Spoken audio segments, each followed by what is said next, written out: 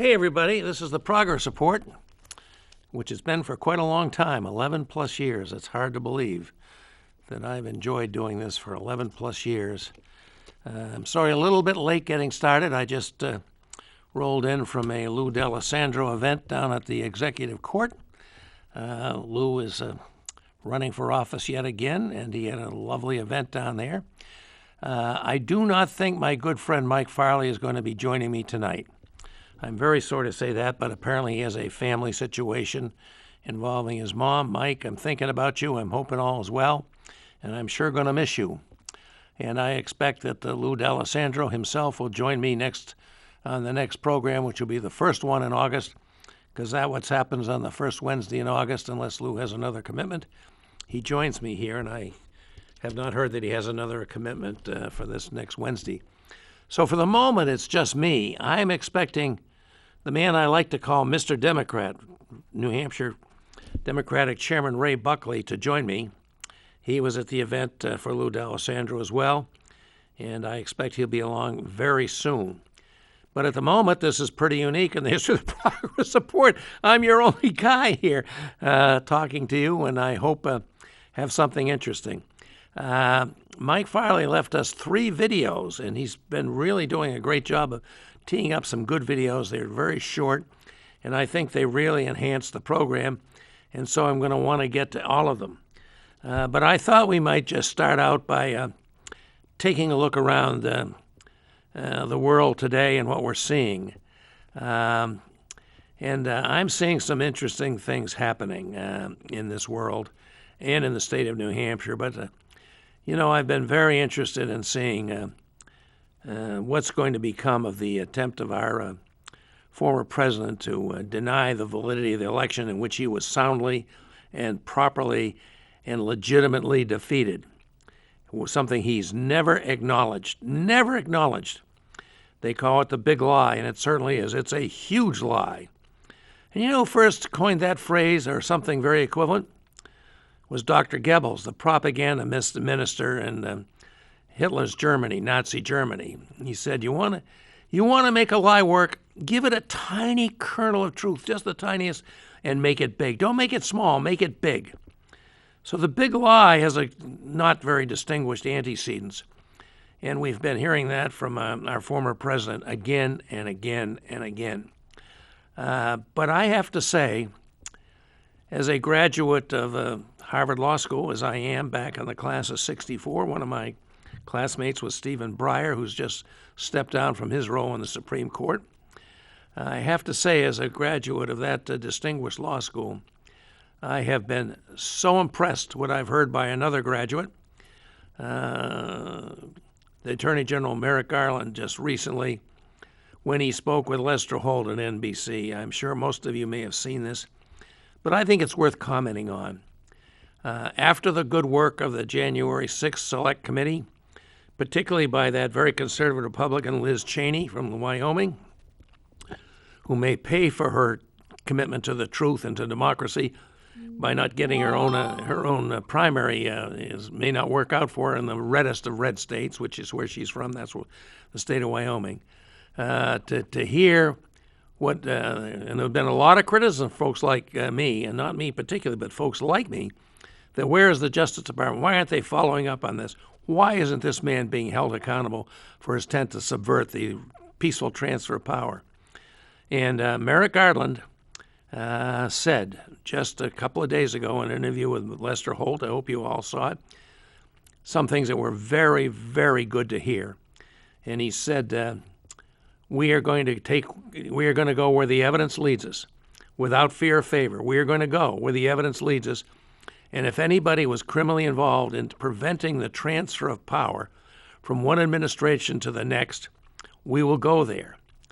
Now, that's a very significant statement. He just didn't talk about the January 6th insurrection, which a lot of the Republicans poo-poo because I guess they didn't think there was enough bloodshed and violence or whatever.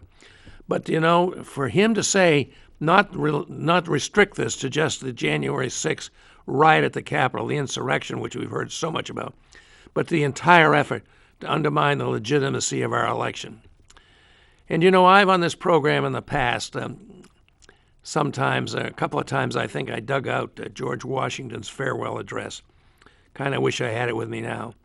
That man was so prescient, so far-seeing about the future that this country would have. He saw the vastness of this country, the hugeness of this country, the importance of this country, and he instructed his architect of the Capitol, L'Enfant, to lay out a capital city that reflected that greatness. And we all know that story, I guess, and if you've been to Washington, you've seen it in action. That design from the late 18th century of that city is still governing the way that city is operating today, with those magnificent boulevards and the radiating things from the various circles, DuPont Circle, Columbus Circle, and all that. All of that was because Washington foresaw that this was going to be a country of huge dimensions and huge importance. But he also saw, and he recorded it in his not often enough heard farewell address, when he talked about democracy is fragile, and the number one thing that we have to fear as we move forward, as he turned over his own ability to retain power indefinitely. I'm going to take a call from Ray Buckley, and I'll be right with you. Ray, I'm here. We're waiting for you. Oh, my goodness. I'm going to have to come down and let you in. We don't have a passcode. I forgot to this. I should have handed you over the key. I'll do it. Keep going. Okay. Brendan's going to let you in, Raymond. Thank you. Yeah, well, sometimes I like to say this is not 60 Minutes. Our guest have a passcode, and I forgot to give him the card key to get in the building. But our able director will get him in, and he'll be right here. So he'll be right with us. So anyhow, I just want to, kind of end up with this this little soliloquy, and I don't like to do soliloquies. I know I'm being a talking head. Nobody wants to be a talking head. Well, some people do, I guess. That's not my choice. We always try and have interesting guests in this program. I think we're sure going to have one tonight, in Ray Buckley. But in any event, what Washington said was, democracy is fragile, and the number one thing we have to worry about is faction, by which he meant partisanship. Boy, did he foresee our problems today. But I think if this former president, can be held accountable and prove that no man in this country or woman is above the law. You know, I never did favor the forward pardon of Richard Nixon after Watergate. He did that because he said the country couldn't stand any more turmoil about Watergate. I think the country's strong enough to have withstood it, and I think it set a terrible precedent that even though Nixon was out of office, forced to resign, because he would have been not only impeached but convicted, that he got away without having to be accountable, thanks to President Ford. So that's my little thing about that, and I'm very heartened by the statements of Merrick Garland, Harvard Law graduate, strongly endorsed by a longtime distinguished Harvard Law constitutional professor who taught him, Larry Tribe, who I always wished had been on the Supreme Court. And so there's that. I think Mr. Buckley is here. Raymond, are you here? Come on in and join me. We have been down, as I say, celebrating Lou D'Alessandro's birthday. I don't know which birthday it is. He's had a good number of them. But there were many fine people there to congratulate him and urge him on, including the candidate for governor of Massachusetts, Maura Healey, the current Attorney General. Here is the man I like to call Mr. Democrat himself. Raymond, thank you for getting here so fast. That was pretty damn good. You can sit there or here, whichever you like. You can be my host or my guest. I'll be your guest. Okay. Well, we're great. We're glad you're here, Raymond. Thanks to Mayor Joyce Craig, there's no parking spots down here. I know. I have a secret hideout I'll tell you about later. Oh. Okay. But thank you for being with us on, I know you had another event to go to, and I was there too. And it's really great to have you here because we're certainly into the political season. So welcome back, and thank you for being here. Absolutely. Well, that was a great event that we were at. It was a nice event. It was a nice event. Lou's got so many friends, and the fact that his guest was Maura Healey, who's got lots of New Hampshire connections, but is, I think, going to be a wonderful governor of Massachusetts if things go well. Yeah, she's a modern-day Daniel Webster. She is, isn't she? Yes. We only send Massachusetts the best. Yeah, we do, don't we? Yeah. Unfortunately, they send us people like Scott Brown. Or Gail Huff Brown now. Oh, Lord. But, the fact that that this is the 50th year since Lou first got elected to the New Hampshire House. Is it really? I was not aware of Yeah, that, but that's really good. 1972. I served 2 terms in the House, then served on the Executive Council from 76, 78, then ran for governor in 80 and 82. And some of those as a Republican. And but switched to be a Democrat and ran And as he's become a Executive Council. very important and really a very important Democrat. Well, he's in a long list of very prominent Republicans from the 70s and 80s that became Democrats. Yeah. That as the fanatical part of the party took over more and more over the years, and especially during the Trump years, Yeah. we saw a huge shift. And you see that in the maps of New Hampshire of the voters. We didn't even run Democrats in Peterborough and places like that ever. I mean, there was just no hope, and now the Republicans don't bother running anyone. I mean, they're just automatically Well, Democratic. And I know Matt Wilhelm, who's one of my favorite people, and who did a terrific job at candidate recruitment for the Absolutely. Democrats. And he ended up, I believe, with out of the 400 seats that we have to try and fill, 390 have Democratic candidates. That is true. And it's, I signed letters to all 390 of them. And what is impressive is two-part. One, the amount of people that are running that had served previously in 10 years ago, 8 years ago, 20 years ago, that have signed up to run this time. Really? I was not aware of that. That they really, the importance of bringing some adults back into the House really was underscored. And the other part was these phenomenal community leaders like David Priest, the former director of the Southern New Hampshire Planning Commission for many, many years. He's running for the House. Oh, really? I did not know that. There's He's an excellent person. I wish him well. There's this phenomenal actor, a relative of somebody that I know running for the House. I mean, there is just so many people out He's there. talking about my brother Richard, who lives in New Boston, is making his first effort to become a member of the House. And It's just, you look at the quality of them and the intellect. There was a analysis done a couple days ago and said, do you know what the biggest predictor in New Hampshire anyways of a Democratic voter, if they're highly educated and they live the higher income? And then the next is if they're highly educated in even a moderate income. But it's the education that really is separating the parties. Really? The more education that you receive, which is why the Republicans are anti-education, because they want to make more of them. what a sad thing. Their effort to shut down the public schools, I mean, that's not a joke anymore. No, it certainly isn't. isn't. It is absolutely true. And I think that, I know that this could be a very tough year for Democrats across the country. But we're feeling very, very upbeat. I wanted to ask you about that because the last time you were here, you said that, and it just made me smile because I do know that we're expecting very tough sledding at the national level for Democrats between the issue of inflation and, well, they used to talk about the gas prices, but they're now dropping. So I paid $4.07 this morning. That's pretty good, you know. I mean, compared to what it was a month ago, not what it was a year ago, it's pretty good. So you're still optimistic about our chances at the state level in these elections?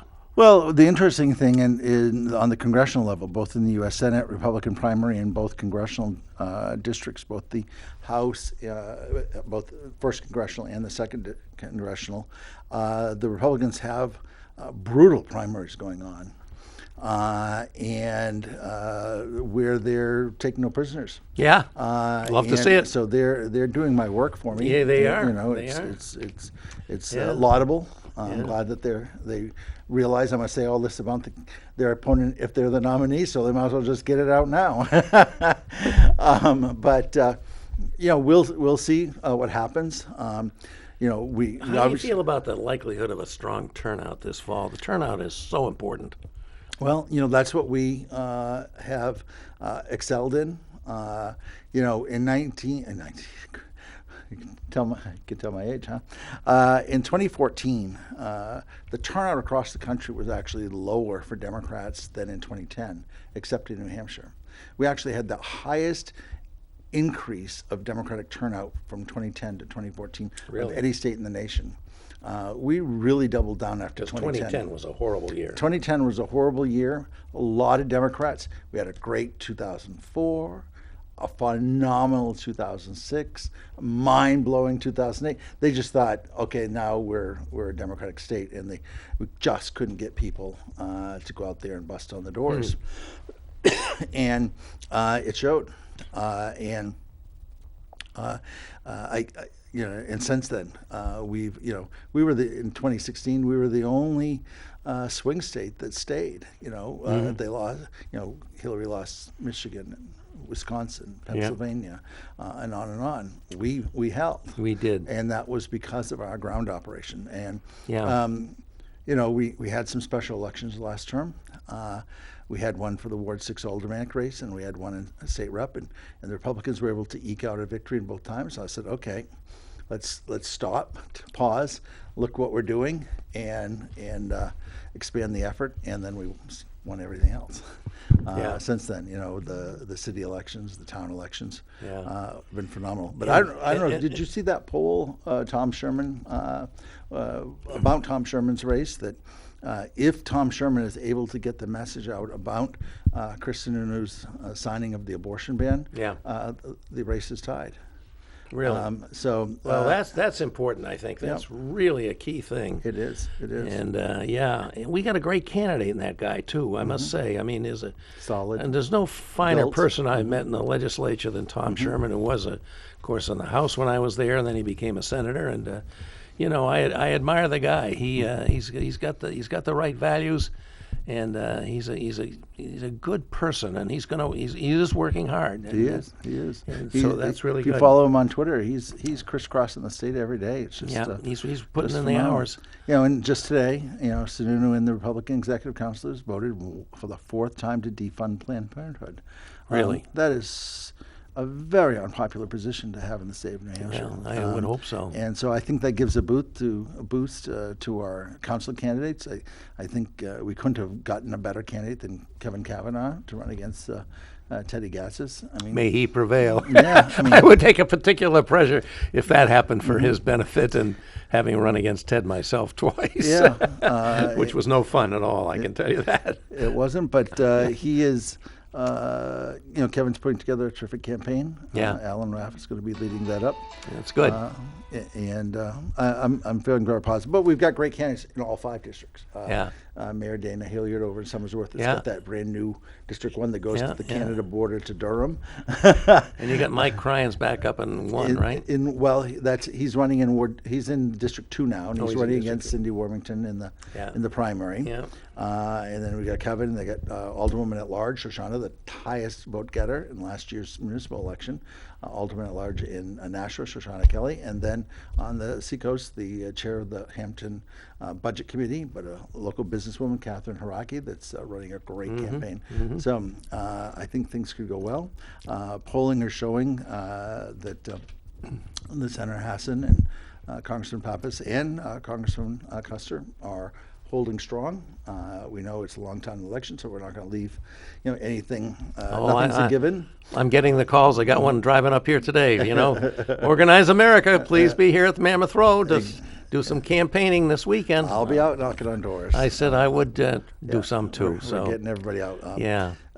We are blowing past what all the other states are doing for the percentage of doors being knocked down. People of New Hampshire Mr. Chairman, I give you a lot of credit for that. I mean, I think what you've done to reinvigorate the Democratic Party is and keep it, at a high level of operation and organization is just phenomenal. I really want to recognize your efforts. And you've been doing it a long time, and you still seem to have the enthusiasm and the work ethic and the we've passion. had different waves, and I wanted to make sure that that we don't backslide. And that while we've had,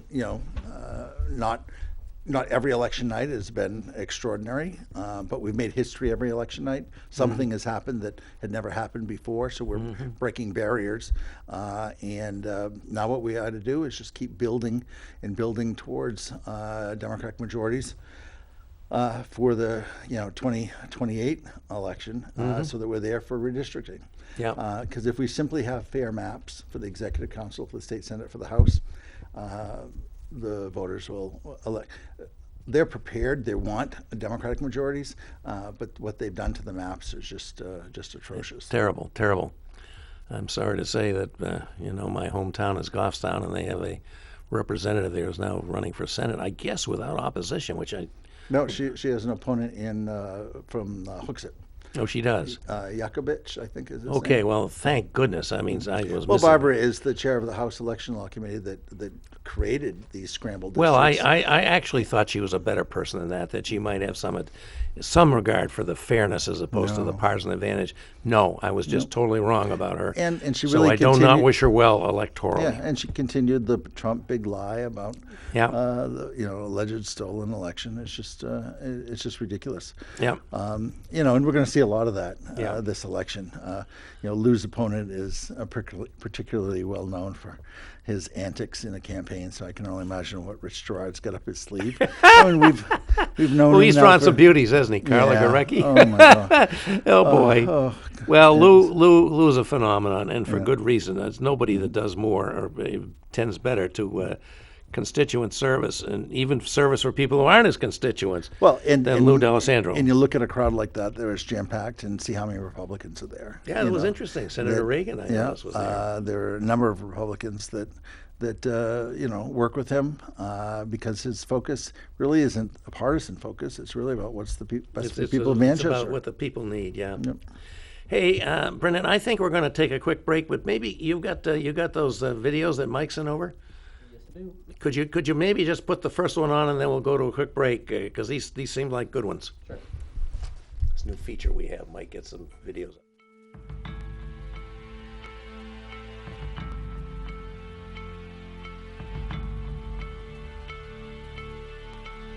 Our democracy is more than a constitution. It's a covenant, a relationship between neighbors, a promise that we make to each other to share this country. Some of our neighbors are breaking that promise with every suppressed vote, every stolen court seat, and every stormed Capitol step. To those who love democracy, it's time to start flipping tables.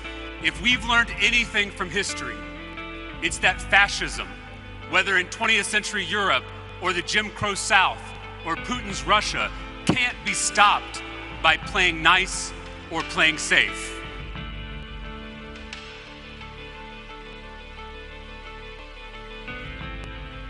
Thank you, Brendan, and thank you, Mike, for forwarding that. I thought that was very good for a 1 minute thing. It was really had a good punch to it.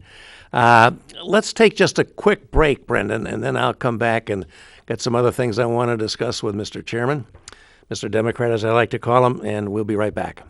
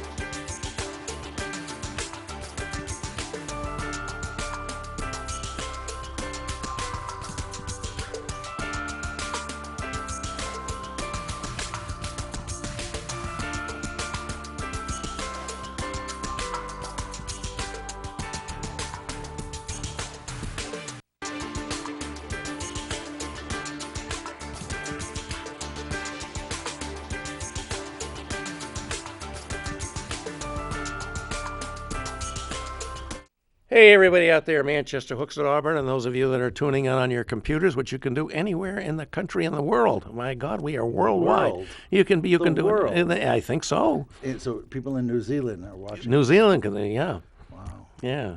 impressive. Gail Huff Brown, who used to be the wife of the ambassador of New Zealand, she can do it. She could. She could. During the break, I was talking to Ray Buckley about the ads that Maggie Hassan has been running, which emphasize that she's not always supported the Democratic leadership. She says proudly, I've broken with the leadership of our party on this and that issue. And I told Mr. Democrat, my friend here, Ray Buckley, that I don't like that. I don't like a Democrat running, denouncing the leadership of our party, whether it's at the state level or at the national. I just don't like it. And Ray, tell me your response. Well, it is an important tradition of New Hampshire. New Hampshire politics used to be a lot more bipartisan and much less partisan. And that was one of the reasons I left the House back in 2004 after 18 years, because I realized it was changing. And I wanted to have all my great memories. And even at Lou's event tonight, I talked to a couple of former Republican state reps that were there. And I said to one of my staffers, I said, that's what it used to be like. And now they don't even know each other's names, never mind act friendly and go up and chat with them. Yeah. It's important that, New Hampshire is split right down the middle.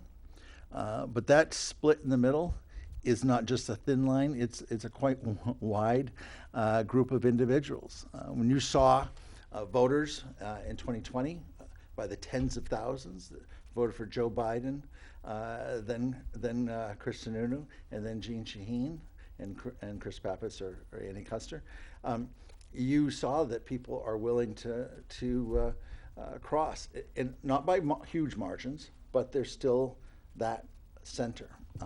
And both Jeanne Shaheen and Maggie Hassan and Chris Pappas as well, and Andy Kuster have long records of working across the aisle, working with Republicans.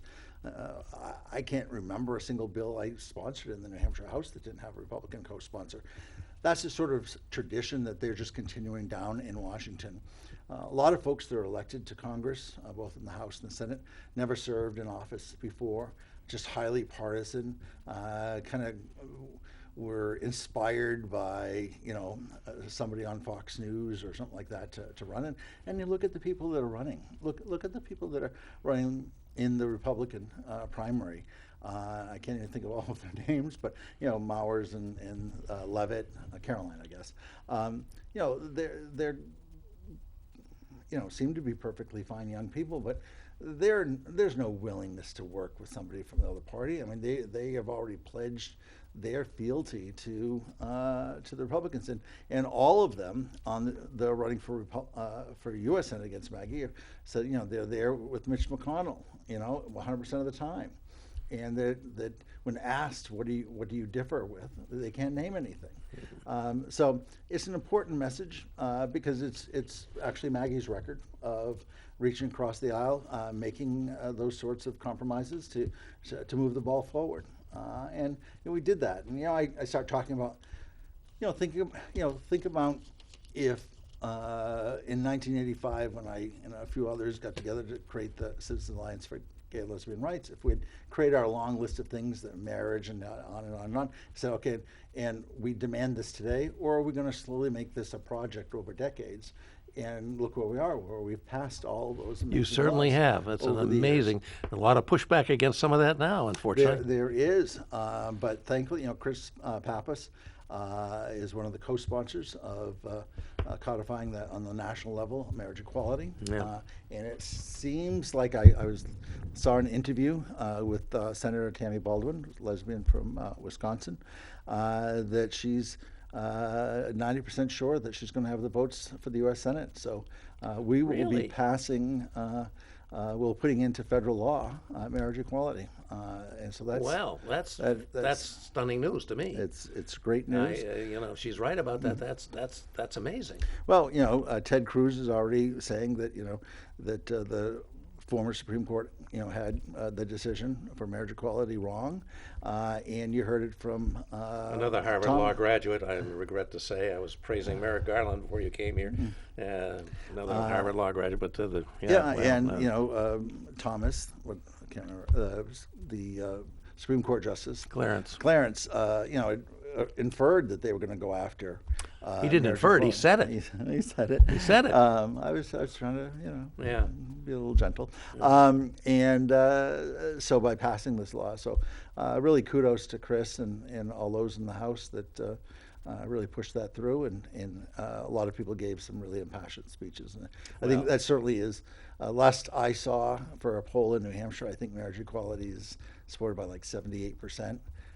unlike the Republican State Party platform, by the way, that still says that God has deemed that it's one man and one woman, and I mean, they actually refer to God. That's in the their New platform. Hampshire state platform? New Hampshire Republican State Party. At least they got a platform. The National Republicans didn't even have a platform in the last presidential. No platform. Well, Didn't say what they stood for. Well, they didn't have one last time for the state either. They didn't even adopt one. That's just Yeah, astonishing. yeah. Well, On the flip side, everyone should go on to NHDP.org and look at the New Hampshire State Party platform, passed unanimously once again. Yeah. Really is an amazing statement of New Hampshire values. good. I think I should do that too. You Thank will you be very very much. happy. Ray, you've been at this so long. I remember first meeting you when you were out up late at night. I think licking envelopes and putting stamps on mailings. That's when I used to beg you to run for governor. Yeah, Chris Spiro, and you've accomplished so much in your life, and you're continuing to do it. But it must tear at you as it does to me to look how bad things have got in the lack of bipartisanship. But you've explained that Maggie's still not happy with what her ads say. I will never be happy with that. It's not about just reaching across the aisle, it's denouncing our own party. But nonetheless, I understand the politics behind it. What happened, and can we ever get it back, and what will it take in terms of a somewhat collegial relationship between the parties? I remember you've been on the show many times, and you were talking one time how you used to be quite friendly with your Republican counterpart, the Republican chair. Mark Pappas and I had a show for, I don't know, 5 years on. Yeah, on and the station. what happened, and how come what happened, and what would it take to get it back? Because we ought to have two parties that are responsible. I think now the Democrats have to win because they're the only party that's really going to defend democracy. It is,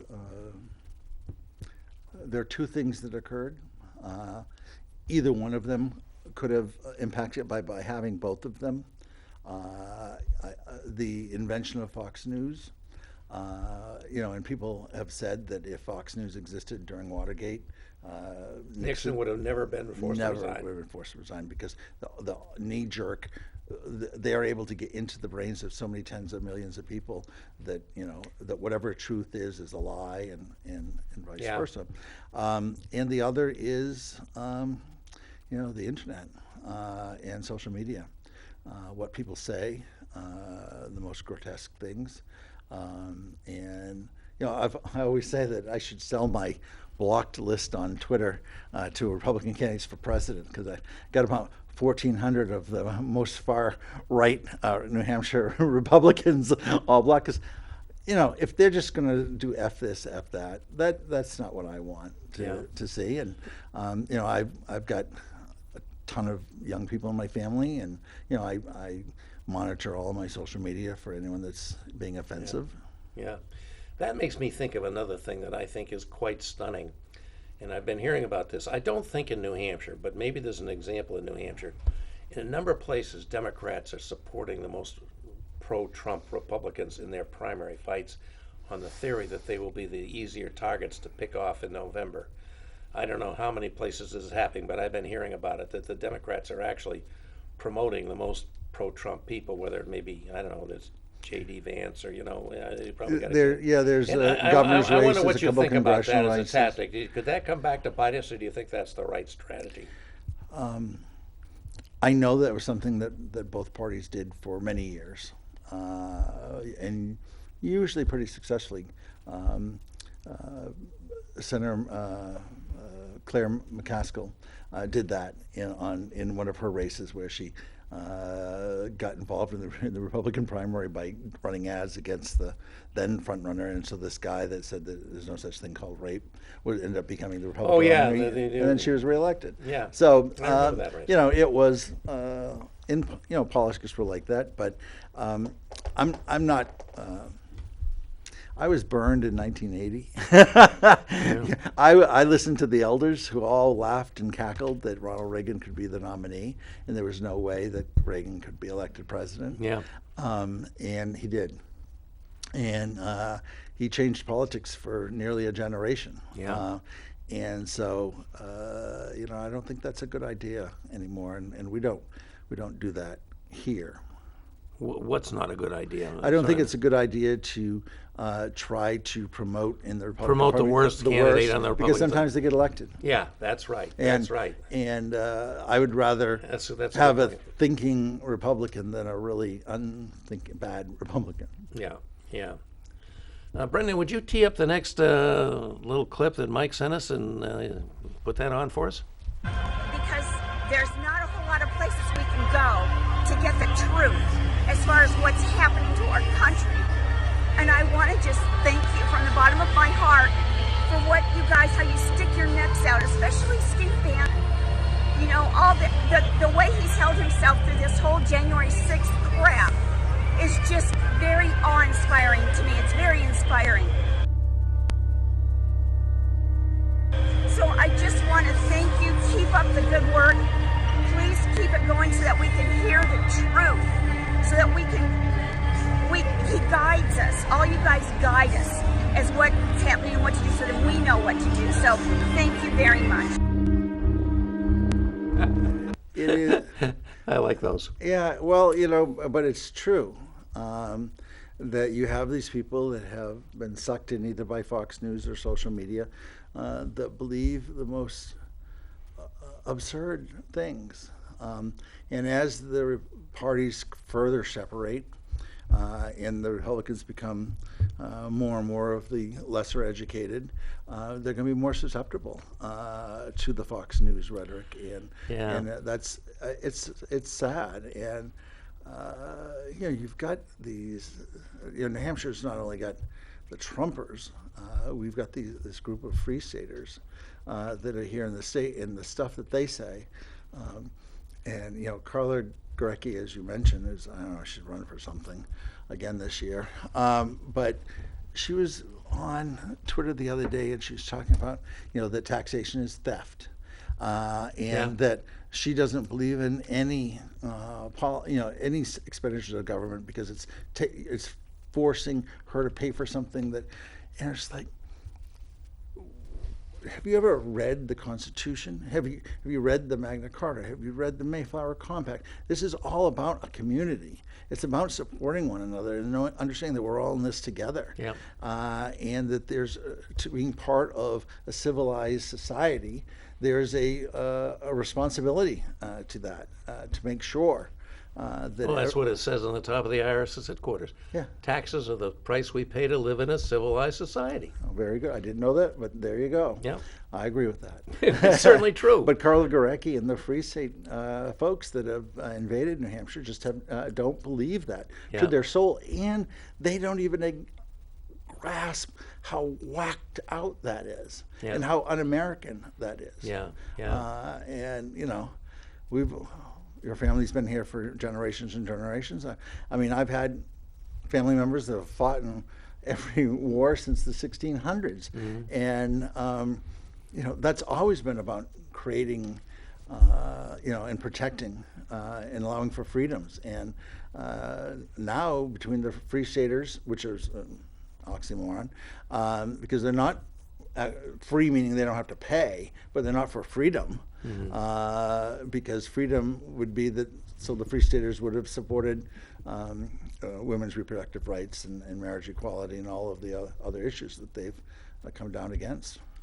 The only American president that ever took arms while president against an enemy was George Washington, and it was put down a tax rebellion. I think it was called whiskey tax in the western part of the colonies, or the states as they were then, of course. Yeah. That's for sure.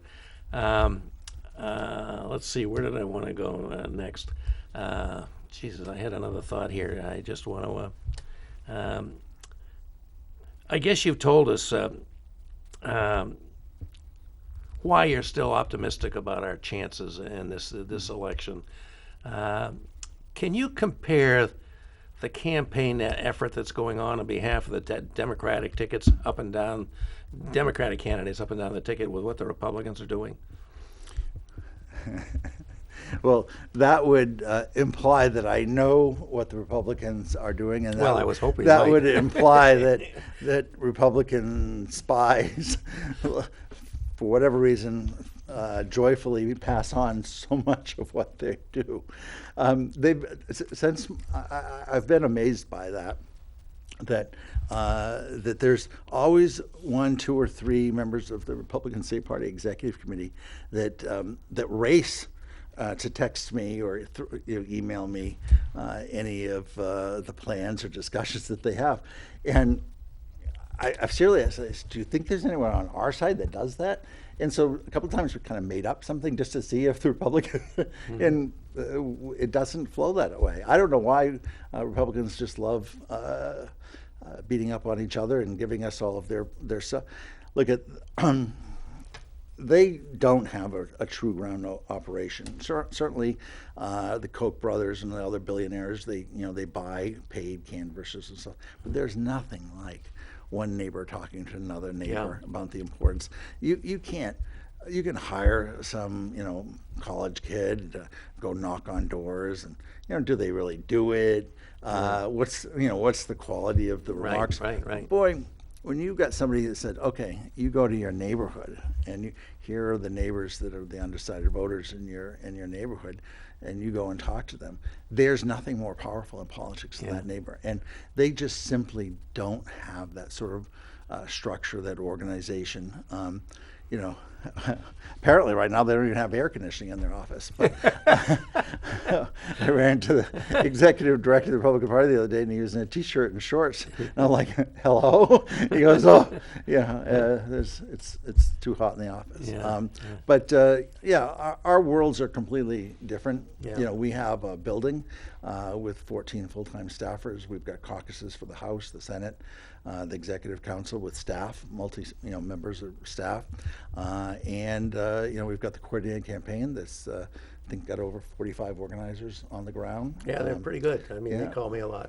And we've got 6 regional offices open, and probably another 7 or 8 that will be opened up before Labor Day. Yeah. So we really invest in providing the tools to the ground organization and give them that ability to reach out and communicate. I know a lot of people try to compare us to what some of the private Republican groups do, and it's just I don't think that's fair. One thing that apparently hasn't been up recently, and I think we can both be grateful, a lot of Republican dirty tricks. You remember. And this was fortunately, I guess, for me, after I left the position of legal counsel of the party when they did that, jammed our phone lines and get out the vote on election day. And they did get held accountable for that. I don't know who was leading the effort legally for you then, but that it was good that happened. Last couple cycles, at least we've been free of that kind of really illegality in their we campaigning. have, and we have. We have a legal staff now. We hired a voter protection director, a lawyer with expertise that had worked in Georgia with Stacey Abrams' organization, and she started last August. So she's already been on the ground a year, and she's got a team with her, and we have, I would say, 200 or so lawyers that give up every election day and go in and observe what's happening in every single, and that's after training, so they know what to watch and what's to happen. So the shenanigans that used to happen on election day are not happening right now because we've got on top of that, and you've got lawyered up and you're on top of it. And we've done an excellent job of activating the law of the ballot inspectors, where the party has the legal right to select a minimum of 2 ballot inspectors and maybe more, depending on the population. So here's we filled over 700 of those slots. So that does bring up another subject that's very troubling: the whole Trump big lie that the election was somehow stolen. And they believe it. And they believe it, even though I don't think they have any basis for it. And I think the people at the top, probably including even Trump himself, don't believe it, but they use it. But the whole thing about the attack on the election workers, that's very troubling. I wonder, are you seeing any signs that that's having Showed that in Wyndham.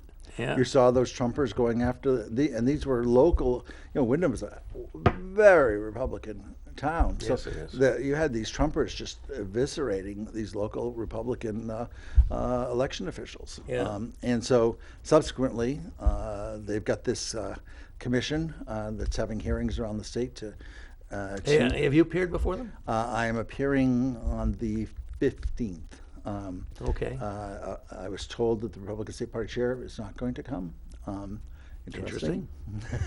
Since the Republican co-chair and Brad Cook, who's a fine person. No, I mean, and the commission does have some really phenomenal.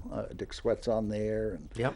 Jim Splane, and some other really folks good like people, that. But yeah, their willingness to believe that the election was stolen. I think you're seeing so much from the January 6th congressional hearings about how insidious Trump's behavior was leading up to the 6th and during the 6th. And it's just, it is heartbreaking that you see that New Hampshire Republicans would renominate him in a heartbeat. And how do they justify that? I mean, that's not the Republican Party that it's just unbelievable that we know of. Do you see any evidence that these attacks on the last election's integrity and the prediction it's going to continue is it interfering with the ability of New Hampshire to run its elections with the basically volunteer force that comes out and I'm going to do it in my ward? I mean, are there people turning out to still fill those roles Yes. in New Hampshire? Yeah, we, as I just said, in July, mid-July was the deadline, July 15th, and we placed over 700 local activists to be ballot inspectors that are by law.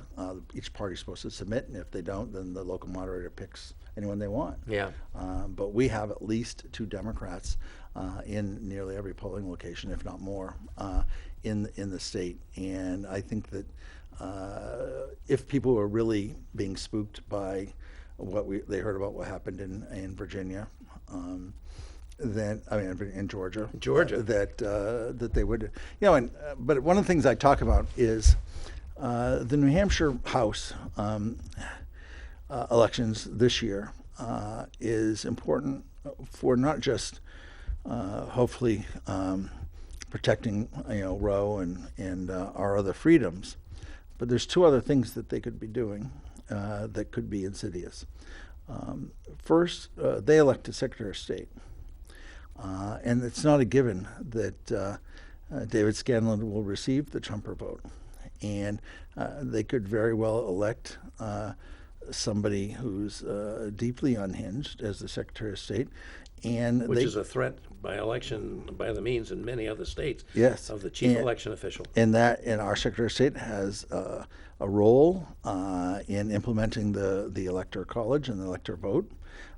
What if New Hampshire was the swing state that decided the election in 2024, and we have this wingnut as the Secretary of State that then decides to recognize Trump's electors versus the ones that were based on the vote, and that's a very scary proposition. And then the other It is, certainly. is that because the congressional districts were decided by the state Supreme Court, the legislature has the opportunity next term to go back in and do all that all over again.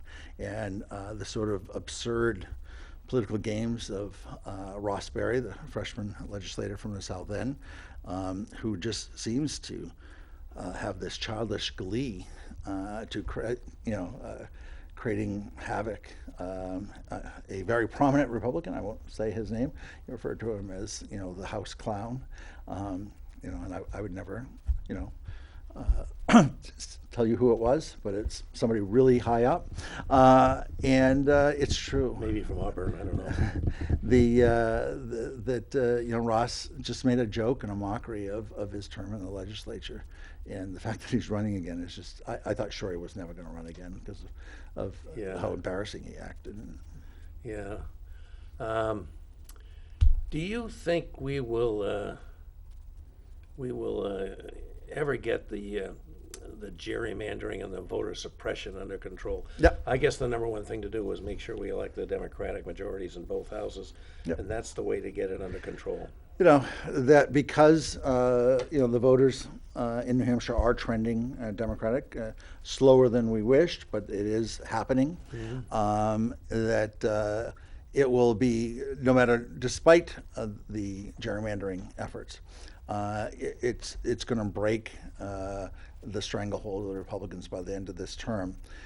If we have the majority in the 2028 election with redistricting, and as I said, if we can just simply create fair maps, then we will have a pretty guaranteed majority. I mean, we won't always have the majority. There'll always be something that'll happen here and there, but all things being equal, that we will be victorious on the council and the House and the Senate. My hope is that Roe v. Wade drives out the upending of that drives out a tremendous voter. Well, it certainly has driven volunteers. We've seen the number of people who sign up and be willing to go door to double since that. Yeah, and the other thing I would hope Trump would announce a re-election before November. Well, he's saying he's going to. That would be my hope to really help. That would be the second thing that I think would really help. This is a hardy perennial, and perhaps the last thing on which the parties agree, the New Hampshire primary. Again, the talk is starting that we're not diverse, we're not a typical state, we're not an urban state, we're not a state with enough colored people, blah blah blah. Any worries on your part about that? We'll have the vote by the DNC Rules and Bylaws Committee next week, and we'll see how that is. We've done everything that we could. Both Senator Hassan and Senator Shaheen appeared before the Rules and Bylaws Committee, along with Donna Susi and myself and Joanne Dowdell, who's on the Rules and Bylaws Committee. Well, you got a good team there. And we think we made a good case, and we're hoping for the best. Okay. Brendan, do we still have a call? Yes. Okay. Hi there. Hello. Hey, Bob, how are you? Pat Long. Hey, Pat. Nice to hear from you. Glad you're. I forgot to solicit calls, but it's nice to hear from you. Go right ahead. Yeah, well, first of all, when Rennie's on a program, it always sets up some interesting conversation. I appreciate that. Thank you. It's great having him on. What I wanted to bring up, NCSL, National Council of State Legislators, is meeting next week, and Representative Wilhelm is on a panel, which I agree, it's with the city gear stuff, missing the word, the core stuff. However, I was kind of surprised that Barbara Griffin is sitting on a panel on redistricting, and I found that why would you even want to sit on that panel after what went through in New Hampshire? And I'll just leave it at that you were calling, you were speaking on redistricting. I'm surprised to see her on a panel. Yeah, I mean, they're decided by the folks out in Denver who run the NCSL. That having participated in NCSL for all those years I was in the House, it's regretful. Certainly, she should be the last person that anyone would want to hear from about redistricting. Now if they want to hear about gerrymandering, and maybe that's what she's going to talk on, is how to gerrymander and rig elections. She thought that she did quite a job. She did her best, but as you can see, there's clear pathways to majorities, even despite her best efforts to rig the election. Yeah. Hey, thanks, Pat, for the call. I really appreciate it. Brendan, if we have time, can we run that third clip? Then we'll call it a day. You don't have enough time. It's exactly how much time you have left. 40 minutes. Okay. All right. Well, Mike, we may get to that next clip, but I appreciate your providing those clips, and thank you to Pat for calling in. Any final thoughts as we get into the election season? It's going to really wrap up with Labor Day arriving and our primaries, and then the general election coming up first Tuesday after the first Monday in November. I think it's going to be an ugly election. People need to realize that the Republicans are desperate, and they are going to say and do a lot of horrible things. We saw Matt Mowers in that debate against Chris 2 years ago. I think we're going to hear a lot of that sort of garbage, and people just need to stay focused, keep working. We can have a New Hampshire that we deserve, and it doesn't have to be this way. That's good. And with your leadership and help and a lot of other people working with you, we're not going to suffer the fate that some are predicting in the national turnout for Congress, and that's very worrying. But we got our own ship in good shape here. That'll be really good. So that's what we're looking forward to, folks. And we are seeing our democracy under the greatest threat we've had since, well, I'd say the Civil War, but that really didn't threaten the democracy in the states that didn't secede. I mean, even in the middle of the Civil War, we had a fair and free election. Lincoln was reelected in a fair and free election in the middle of the most terrible war we've ever had in this country. And so, we don't want to see this democracy end. And I just happen to think that, I've been a Democrat a long time, not all my entire life, but a long time. And I think right now that the entire fate of our democracy is on the balance, and important part of that is not rewarding these Republicans that you refuse to accept the results of a full and fair presidential election that's been tested in the courts, tested with recounts, tested with audits, and it always comes out the same thing. The guy who thinks he didn't lose or claims to think he did lose, and he's apparently ready to do terrible damage to our country. He's done a lot of damage already. We can't let him get back and do it again. And nobody's contributing more to preventing that from happening than Ray Buckley and his team here in New Hampshire. And how long are you going to keep doing this, Ray? Well, I was hoping that we would have the majority of this last time, that we wouldn't have gerrymandered districts, and that we would be able to have fair districts, and that was certainly my plan. So I don't know, maybe everyone will have me another decade to kick around until we finally get to fair elections. I don't know. We'll see. Well, it sounds like you're up for quite a bit more good work on behalf of the Democrats in this state. And you think you might ever become this? Well, I see we're out of time. Okay. Thanks, Raymond. I can always go on more than I have time for, but really appreciate your coming. Great. Thank you, Bob.